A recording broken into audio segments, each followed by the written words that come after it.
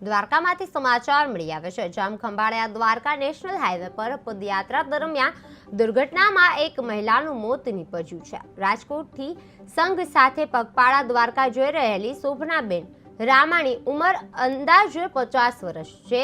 દાત્રાના ગામ નજીક અજાણ્યા કાર ચાલકે ટક્કર મારી હતી। ગંભીર રીતે ઘવાયેલા મહિલાને તાત્કાલિક એમ્બ્યુલન્સ મારફતે હોસ્પિટલમાં ખસેડવામાં આવ્યા છે, પરંતુ સારવાર મળે તે પહેલા જ તેમનું મૃત્યુ થયું છે। અકસ્માત બાદ કાર ચાલક સ્થળ પરથી ફરાર થઈ ગયો હતો। પોલીસ અજાણ્યા વાહન ચાલકને ઝડપી પાડવા તપાસના ચક્રો છે ગતિમાન કર્યા છે।